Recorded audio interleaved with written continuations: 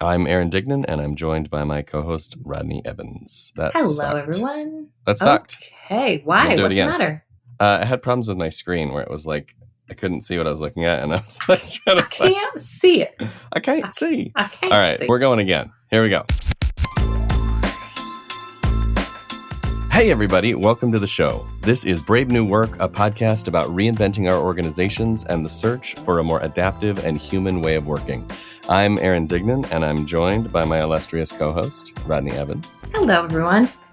On today's episode, we're going to talk about Murmur, the software startup that we founded in the pandemic. But before we unpack that, of course, we will check in. We will check in with a question you asked me before we started recording, and we decided to do here instead, which is when you are traveling for a vacation or for whatever purpose, are you a come home the morning of the last day person or a come home the night of the last day person? Come in hot. Which are you?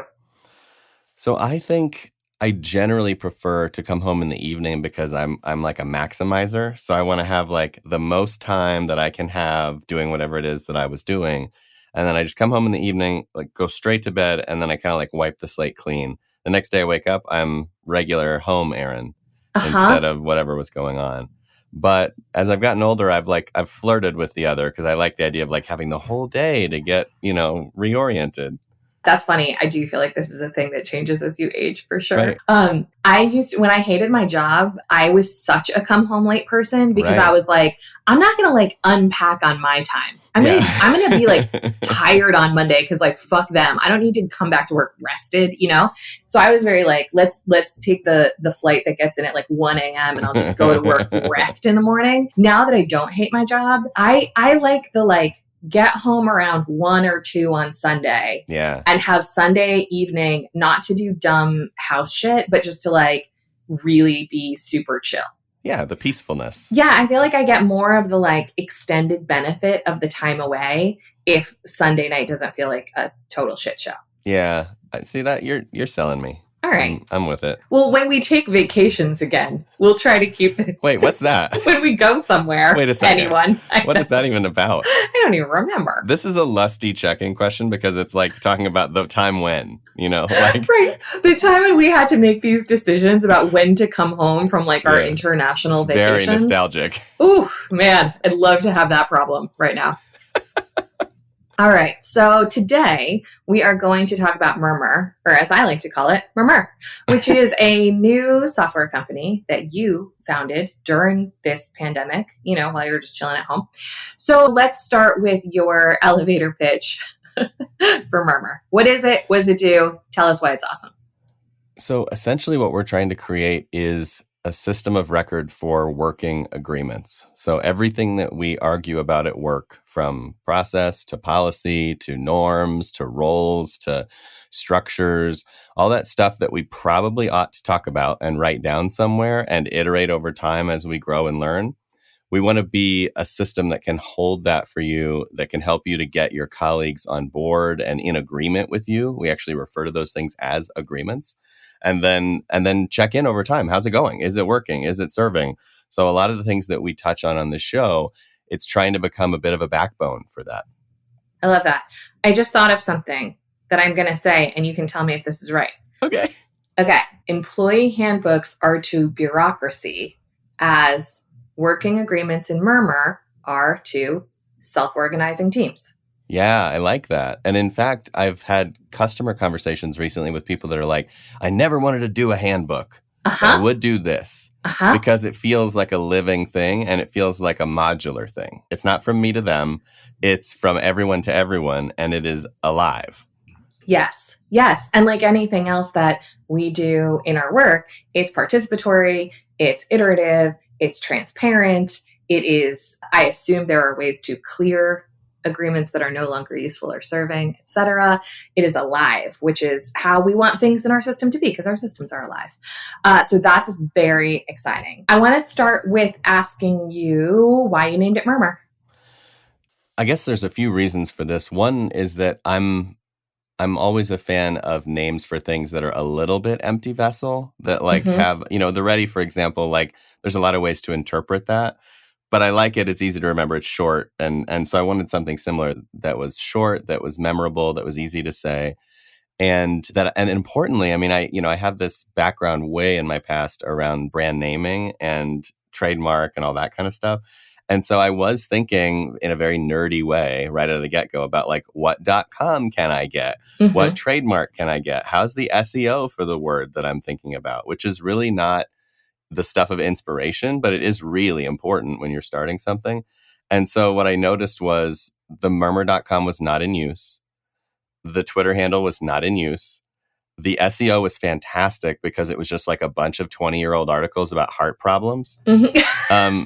It was just like this very empty space. And of course, the real reason, the spark of the idea was that I'm obsessed, as you know, with complex adaptive systems. And one of my favorite ones is the murmuration, the starlings in flight together, showing sort of that complex behavior that we can do things together without a leader. And I was like, well, murmuration's a lot. That's too long. So that's not going to work. But murmur is interesting. And then it has this tiny little inherent beauty that it's actually the same syllable twice, which it feels like cellar door to say. You're just like, murmur, it's just fun. So I love it. That's awesome. I don't think I told you this. Someone who is a friend of the Ready also I was in an email exchange with recently, and she is a French speaker. And do you know about murmur in French? I do not. Tell me more. Okay. She wrote me this amazing explanation, and I am not going to tell you all of it because I don't speak French and I'll butcher it. And it'll also, when I speak French, I do so with a Spanish accent, which is both funny and terrifying.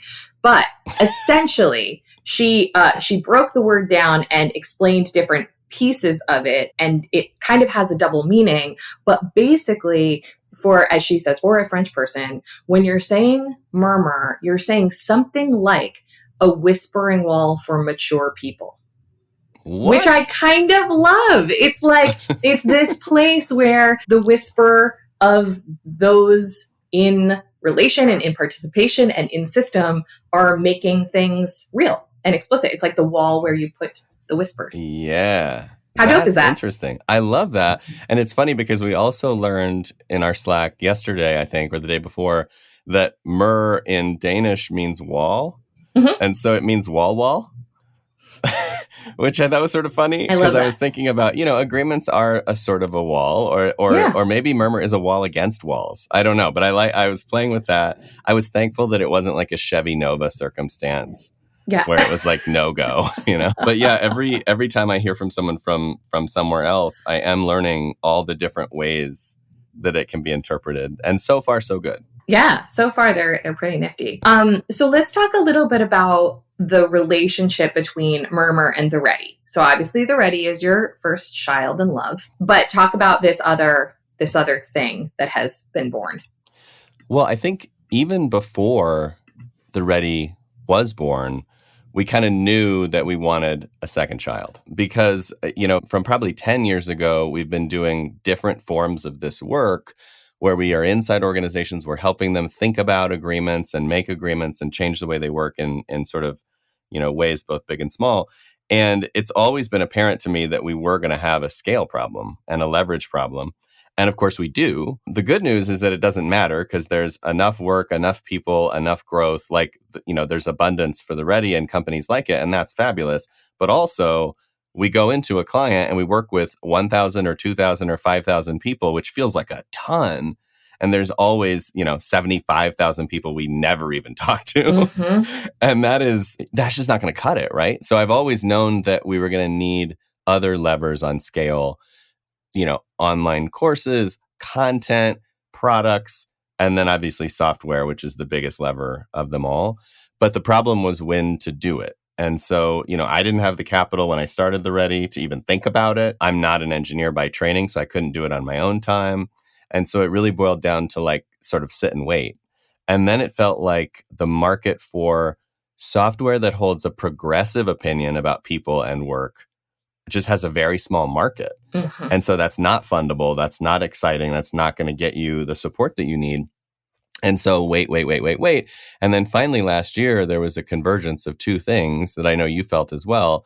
The pandemic and what it brought in terms of change and remote work, And then the Black Lives Matter movement and an awareness of the importance of diversity and inclusion at work felt like this tipping point last year where there was space finally, and there was conversation publicly about just like the raw complexity of it all. Like, we just can't keep doing everything the way we've been doing it. We need to kind of get things back down to the studs and rebuild.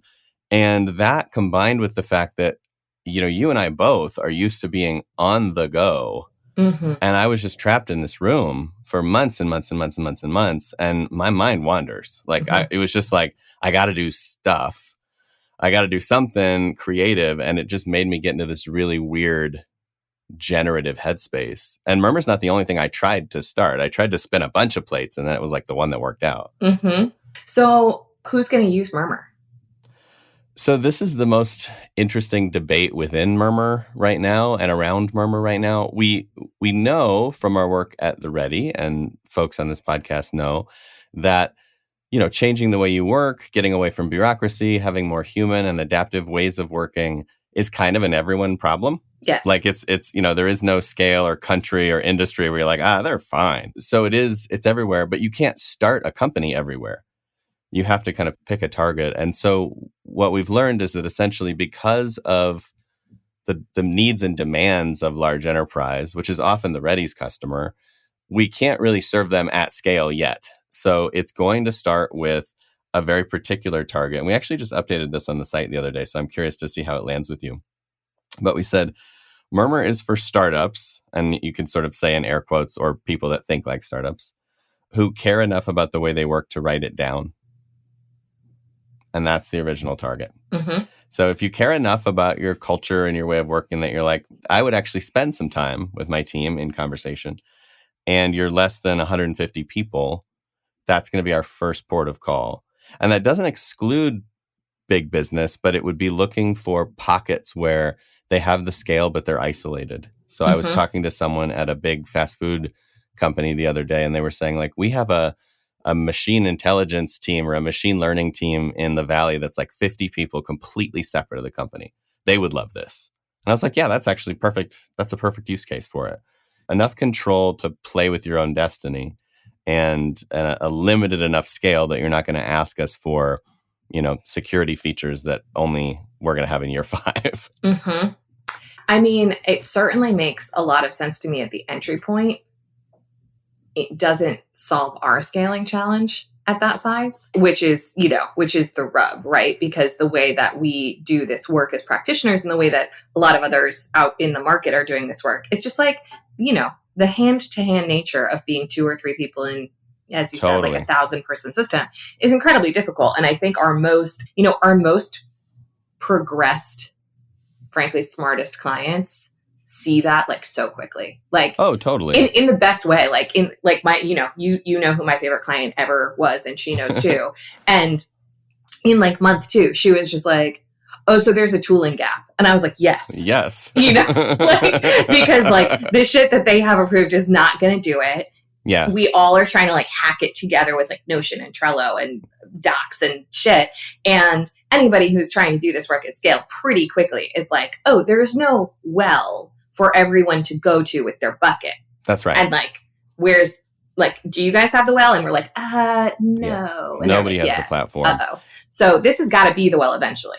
And there is hope because, not only do we already have interest at that scale, we have plenty of that. Yeah. But we also know that there are tools out there in the technology space that would allow us to just like plug into some of the things we need to work for larger organizations. Mm-hmm. So we actually think we can get there pretty fast, faster than you would think, but we just can't start there. So the first 100 teams on Murmur will probably not be Fortune 100, but the 1,000th team definitely will be. Yeah, which is awesome because by then it's going to be humming. And the way that we do this work is at the team level. So it makes a ton of sense to be working at that scale, because if it can't be figured out and living and functional and useful at the team scale, it can't work at team of teams or organizational scale anyway. 100%. And every layer that you go out like that, the complexity grows in ways that you do not anticipate. Of course. Yeah, not to mention then, as we've talked on this show and busted on a million times, like then once we're now dealing with like enterprise IT, the whole thing gets much more difficult. OMG. OMG. So we've talked a little bit about how this started and why it started. What the fuck is it, and what does it actually do? So we sort of think of it like a sandwich. For those of you that are familiar with GitHub, it is a lot like GitHub for working agreements, right? We're creating a kind of a version control system for sharing and making and tracking agreements. But the way that works as a sandwich is that the first piece of bread is I got to make an agreement. I got to make something to propose to my team, whether I'm the boss or whether I'm someone at the edge, someone new, someone who's been here forever. Somebody has to have an idea. There's a tension that's holding them back. They want to create something new, a new way of being or working. So we need an agreement. And we're thinking about that in three ways. One is, of course, from scratch. If you want to write, you need to be able to write. So in a way, we're building a doc editor just like anybody else. Mm-hmm. But I think that's huge friction, actually. Even as someone who has written hundreds of agreements in my tenure, I'd rather not start from scratch if I don't have to. Of course. Who wants to start from scratch? No, well, I mean, I don't know. Hemingway? I'm not sure. So what we're doing is we're also adding a suite of templates that are just like proven templates. Think of it as a Mad Lib for a working agreement. So you can be like, I want to create a new role on my team. Where should I start? Here's the template. It's going to take you 90 seconds instead of 90 minutes. Like, just get it in there. And then the third option, which is the most exciting to me, is public agreements. So we actually just made the first of one of our agreements public last night.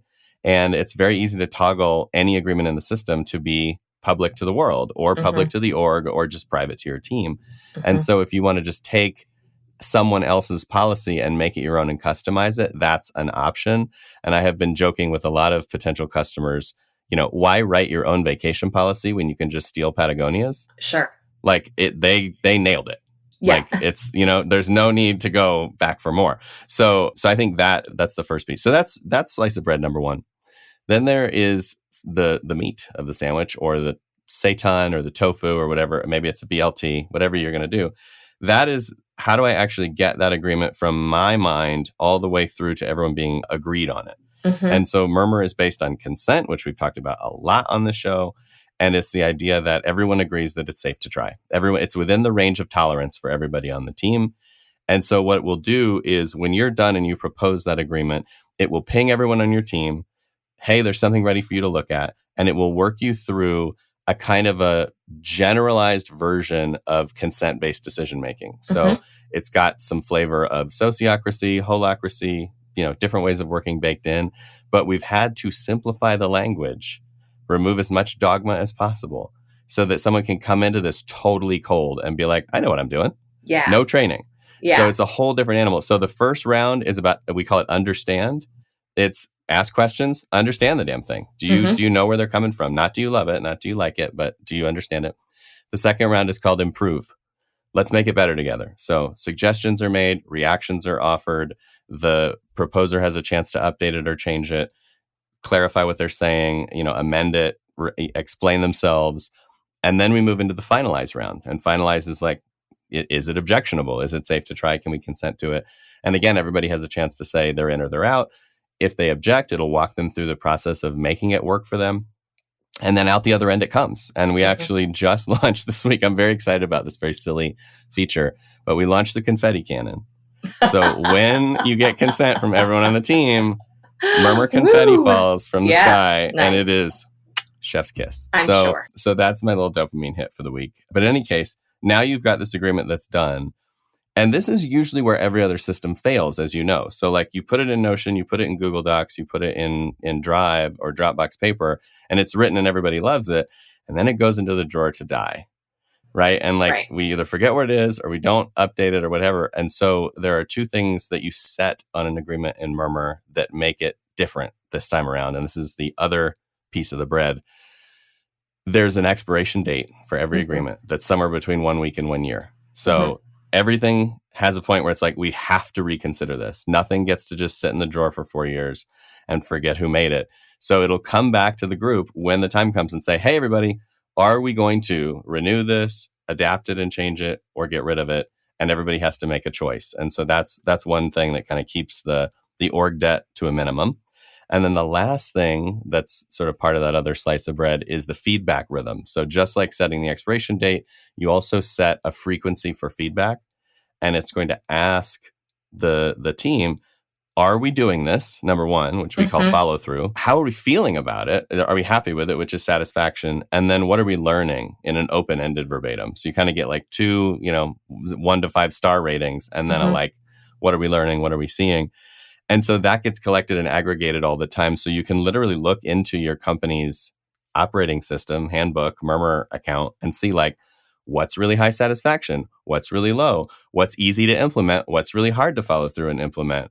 What are the things that are growing the fastest? What are the things that are not being adapted by other teams? What are the like most popular verbatims in the system about what we're learning, et cetera, and start to do some like bigger picture meta strategy, right? Nice. Like what am I going to talk about at the all hands? I don't know. How about the 3 agreements that have 5 out of 5 follow through and satisfaction and are spreading across teams like wildfire? Yeah. Like highlight that. Or maybe, who should I help this week as a coach? I don't know. Maybe the team that has really low SAT scores on all their stuff and it's just like trying to fight the good fight, but they can't get it done. So that's as short as I can possibly say it without losing it. That is like the frame of reference for the first MVP.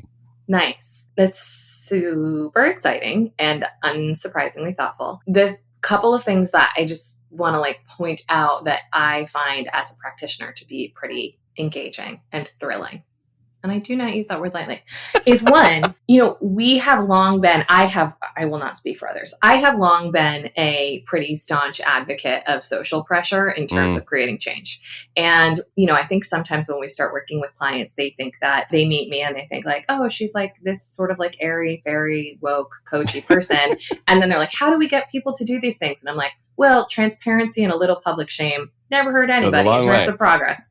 And so I feel like that is, and I say this in the most loving way, but it's baked into Murmur, which is basically, if you give a fuck, go write your improvement or your suggestion. If you don't, or you don't care enough to prioritize this, the train is going to leave without you. So make your voice heard or don't. Again, agency, autonomy, self-management, totally up to you, bro. But if you miss it, you miss it. And I think that's a really important part of participatory change, because even if all the theory is there, when the mechanism doesn't work quite right, we just get stuck. And we get a backlog of proposals. And we have a lot of time in governance type meetings that people talk a lot about things that are not actually that important. It's like a lot of airtime for something that's going to have minimal impact. And I feel like Murmur can and will shift that dynamic to be like, making participatory change through agreements doesn't have to be this really heavy, very formalized, very interstitial thing. It can be something that is more cyclical and smaller and lower lift and living. Yeah. And what's really weird for us, I think, is that it's asynchronous. So you can do it live, but it'll be the first time that the Ready has really started to do governance not live in a meaningful way. Sure. And it's funny, you talked about like proposals kind of dying on the cutting room floor. One of the wildest things about this platform that we have started to experience this week is it's time driven. So if the time for the round runs out, the round is over. Of course. And not participating as it should be. As blanket consent. And so when you actually propose something in the system, unlike if you do it in Slack or like in an email, 72 hours later, if nobody said no, it's go. Like it's alive. Yeah. And so I think that's hopefully very disruptive, because the people that usually do the passive aggressive hand sit are going to be like, wait, me sitting on my hands now means I'm tacit approving this. Yes. And I have to play. And so I'm super curious to see how that shakes up some of those normal dynamics. Yeah, absolutely. Yeah. Absolutely. And I think from a participation lens and from an equity lens, that's also really important, because a lot of times the power to stop something is held by one specific group of people. And a team lead at one of our former clients once said to me, when she really started to get into doing governance stuff, she was like, oh, there's like a lot of power of the pen. Like if you're the one who actually writes the proposal and brings it, you hold something that nobody else who's participating holds, basically. And interestingly, like she recognized that before a lot of other people did. And in moments, it became a little bit of like a space race in a great way, where it was like, if there were two opposing ideas around how an agreement should roll, it was kind of like whoever got to the meeting with their proposal first and got it processed was more likely to get their way. Because if the bar is safe to try, the first crack, usually a version of the first crack gets through. That's right. And so I like that this feels like a way to do that is just less heavy and just faster. Yeah. You know? And ideally, like, people learn to hold it a little bit lighter too, because the expiration date, the ability to see the feedback, the ability to steer takes away a lot of the fear of like, this is forever. This has to be perfect. No, it doesn't. If it sucks, you'll know in 2 weeks when the first feedback comes in, A. Yeah. And B, anybody can propose an edit at any time. Yeah. So like, if you really hate it, just go fix it. And then from there, it's like, all right, well, then can we just have a little fun with this? Like, can we be more experimental and a little bit lighter about it? I hope so. So we'll see.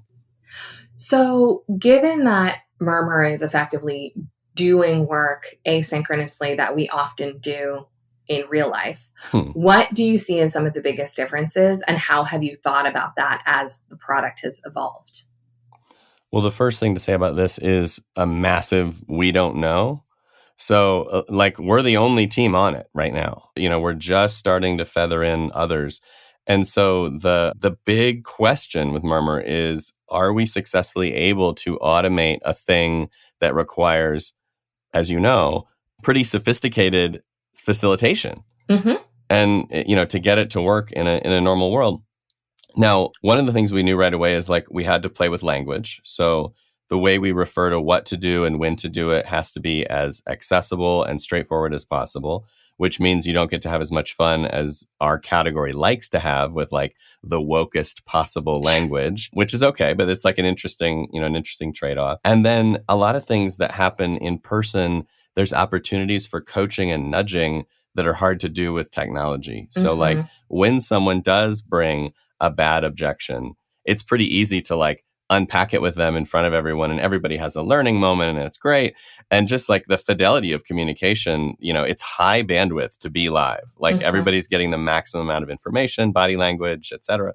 When you're doing it in a doc, it's pretty easy to screw it up. So we've been thinking a lot about how do we break the pieces up into their requisite parts? How do we use prompts that are really prominently displayed to get people to know what they're doing now?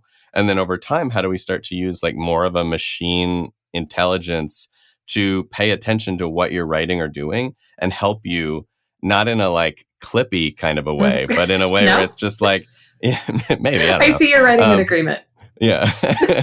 Can I help? No, but imagine, you know, you start to type something and it can actually play with the semantics of and the language you're using and say, hey, it looks like you're trying to do this, or it looks like you're feeling that. Can I help you unpack that or walk through that? And a lot of the tests that we give people or frameworks that we give people are helpful even if they're automated. So, I mean, you can do the 5 whys with your iPhone app. You don't have to do it with a guru on a mountaintop, and it's still helpful. So we're trying to bake in as much of that as possible. And then where it's necessary, we're thinking about ways to actually leave the app. So if you get to a point where the conflict is too hot, the lack of clarity is too high, whatever it is, are there little off ramps to like, hey, maybe y'all should go have a Zoom meeting and just, have a human conversation. Like, we don't want to deny the fact that that's necessary ever. Right. We just want to minimize it to the only when it's really, truly needed kind of space. It seems like John's about to quit. Maybe it's time to shoot a quick Slack message. Yeah. So that is definitely on our minds, and we'll, test and learn into that. But the way I've been thinking about the whole thing is basically like, there's 100% of all agreements that can try to go through the system. And it's about optimizing for like, what percentage can we get all the way through without making this thing so overburdened and so complex? Yeah. Can we get 80%? Can we get 90%? Can we get 95%? And then what do we do with the others? So that'll be, that's the work of the next year, is basically like, how many get through and happily? And then how do we jack that up? Well, and the reality is most organizations that I've worked with, large and small, they don't have the most foundational agreements in place. So if they are to the point where they have 80% of the most common and necessary agreements, first of all, they're going to be better than 100% of people who don't. Yeah. And secondly, they're probably then going to be at a level of sophistication in terms of working agreements that they can use a blank sheet of paper, a blank template to be doing more nuanced work themselves. Totally. So, like, to me, I know that you have big aspirations and big ambitions, and there's just like a giant foundational hole to fill in terms of people seeing the need for this, doing it properly, and starting with things that are principle aligned. I think our standards are too high. But the idea that, like, if a team doesn't have an agreement about its mission and then it makes one and everyone consents and is on board and that stays fresh, yeah, that's probably worth the price of admission all by itself, right? Yeah. Like, but then there's 20 others you could do. So yeah, we'll see. I'm super, super curious to see where and how the process breaks when it is asynchronous and without facilitation. I can't wait to break it. Yeah, exactly. I'm sure you will. So let's talk a little bit about you as the founder of this thing. We've had some interesting conversations lately. What are some of the biggest differences that you've found between starting this and starting a service business, which you've done a couple of times in your past? Well, yeah, I mean, I think the biggest thing for me is I'm back to beginner's mind because I don't know what I'm doing. So that's been really fun and challenging, but like every major activity of starting something has come with new learning to do, right? I've never raised money before. I've always bootstrapped. I've never worked in product before. It's always been services. And so every single step, it's like, oh, now it's time to recruit engineers. Is recruiting engineers like recruiting consultants? Apparently not. And so it's like, back to the chalkboard to like figure out what are the new lessons and the new trade-offs and the new even overs. So I've been trying to just lean into that. And the main lesson has been, you're going to make mistakes and this is going to take longer than you thought it would. But I've also felt really fortunate because a lot of the values and messages and ways of working that we have cooked up on the Ready side are really applicable on all sides, as we know. And also they're attractive to people that have been working in other industries. Mm-hmm. So while someone might look at me and be like, well, you're not a technical founder and you have never built software before, they also look at me and they're like, oh, wow, you care about things that most other software founders don't. Mm-hmm. And so if I care about that stuff too, and I want to be treated differently and have a different kind of power and a different, identity in a system than I would in a regular Valley company, then this might be a good risk for me. Mm-hmm. And so I've just had to learn on like what to lean on there. Like what's the reason to do this with us and with me instead of do, the next whatever. And so that's definitely been eye-opening. And I think the last thing is just the nature of the work is different. And so some of the things that we do on our side have to be molded a little bit. So, and also are just so scale dependent. So like, do we need an action meeting or not? What does it look like? Yeah, we probably do, but then like not everybody understands what it's for. A lot of people are used to working asynchronously. And so the idea of a meeting is like, why do we need a meeting when we can do all this asynchronously? Mm-hmm. So it's been a lot of interesting challenges of unpacking like what's the right time to deploy the right practice, which has given me more empathy for clients in terms of like, yeah, stages, scales, and industries. They don't mean that none of these principles apply. Sure. But they do mean that like, there's a time and a place and a version of each thing that's going to work best. And I think sometimes I'm guilty of trying to just kind of rubber stamp the world with the stuff that works well for the Ready. And so that's been uniquely helpful. And how would you say Murmur fits in terms of your own ambitions? Like, why this? Why not just, the Ready's a great company. We're growing. Things are going super well. Why not just keep doubling down on that? And why, split your time and attention? Well, I think a few reasons. The first one is I was kind of trying to do like a regret minimization framework and just be like, what have I not tried? Because I'm getting longer in the tooth. I was like, what have I not tried that I want to say I did or tried, whether I succeed or fail. Like, what have I not done? And this was definitely on the list, like raising money from people that are not me, making a go of building something that's, truly scaled, making a difference in a different way, and just working in an industry that I haven't worked in. It all felt attractive because it was like, succeed or fail, at least then I can say I did it. And I tried it. And this year, I don't know, like the mortality of this year just like really stuck me with like, what do I want to try that I haven't tried?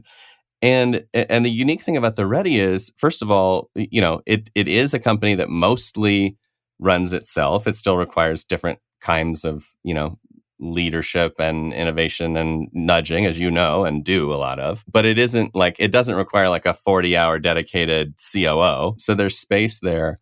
And truth be told, I think when it comes to services, the part that I'm good at is sort of like bookends on scale. Like I'm really good at starting a services business, and I think I'm reasonably good at being like a spokesperson for one. But I don't know that I'm even the guy for like to really drive like that middle chapter. And so I instinctually was already making space, and then it was like, yeah, I think the system will find ways to grow itself better without me in the way, and it has. So I guess that's good. That's good. But for me, it was like, minimize regret, try something new, get back in a learning mode, and try to make sure that you're playing in the periods of growth that are actually your gift. Yeah. That's exciting. Yeah. I'm glad. It's not quite a bumper sticker, but I'm glad you're doing it. You'll make it into a t-shirt. I have no doubt by the time this episode comes out. Okay. So one thing that brought up as you were talking about the differences between a product company and a services company and the kinds of people that you're hiring and the kinds of orientations they have is this thing. I have a feeling that Murmur is one of those products that not everyone intuitively knows they need.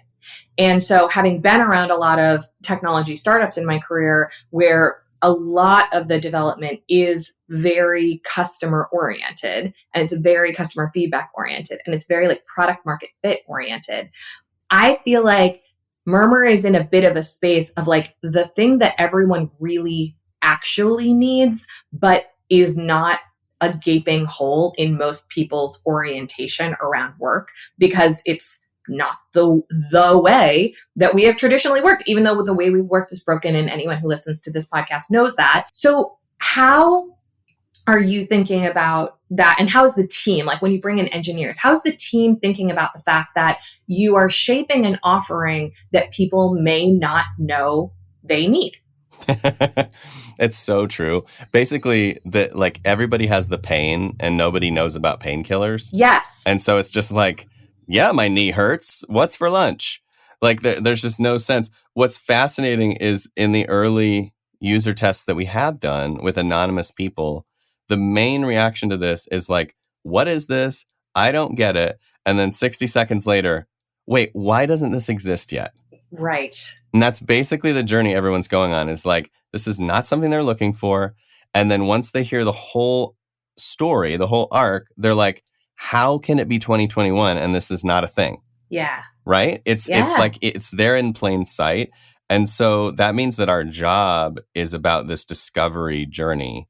Like our job is about telling a story that hooks people on their pain, on their frustration, and then helps them to just give us the 1 to 2 minutes to think deeply about what might help. And then are they willing to try? And what's crazy is, it's not going to be for everybody, for sure. But a lot of people get through that first experience and they're like, all right, yeah, I'll sign up. Like, where do I do this? And so that's the work ahead. And that's why we're building the waitlist right now. So we have a lot of learning to do about like, what is that first mile of finding out, onboarding, and getting to yes, and getting to like, I get it, and I see the power of it. So we are, I think as of today, we're at like 750 people on the waitlist, which is so cool. That's so good. It's so cool because the thing we always talk about internally is it's not 750 people, it's 750 teams that are behind those people. And so there's a lot of folks that don't even know they're about to have this experience. Yes. but the firecracker on their team is like about to send them a proposal. So that's the name of the game. And I know that this audience, our audience, is the most early adopter, most like about it group in the world. So if you haven't signed up, you definitely should, because if you do it now, you'll be getting access before it's a public thing. And also because you've been listening, you get this. And so you can actually tell us the stuff we need to know. We want our first group of users to be a little bit more insider so that we can at least make it work for us. Yeah. And then we can start to translate how to make it work for people that are not sweating the future of work and, everybody else. So where can all of our nerds go sign up? Well, that's the fun thing. Back to your original question about the name. It's murmur.com. So I bit the bullet knowing that it was available. I reached out before we did anything and I was like, hey, is this for sale? And they quoted this really large number, like a number that would buy a very nice car. And I was just like, should I do it? But my sense was, if it doesn't work, it doesn't matter. Mm-hmm. And if it does work later on, this thing is going to be 6 figures. And so let's just do it. So it's murmur.com and you can join the waitlist. There's a million different places to do it. And then, of course, you can always email us, podcast@theready.com, if you want to talk to me or Rodney about it. Full disclaimer, Rodney is also an investor and shareholder in the company. So we're in this together and we're going to try to make a go of it. And that seems like a pretty good place to draw things to a close. Until next time. If you like what you're hearing and like me interviewing Aaron, that was fun. That was the first. We could flip it. You can interview me about dog rearing. A review would mean so much to us. We have been told by a few listeners lately that you cannot review us on Spotify, which we did know. Please go review us on Apple or somewhere else. Where else? Just Apple. Just Apple. They're the only game in town. No one else cares what you think. Okay. Only Apple. Well, we care what you think. So please go review us on Apple or forward our show to someone who needs it. And of course, as always, a quick tip of the hat to Taylor Marvin for making us sound good. He'll have his work cut out for him on this episode. Brave New Work is produced by The Ready, where we help organizations around the world change the way they work. You can get in touch with us, as I said, by emailing podcast@theready.com. As for you, thanks for listening. Now go change something.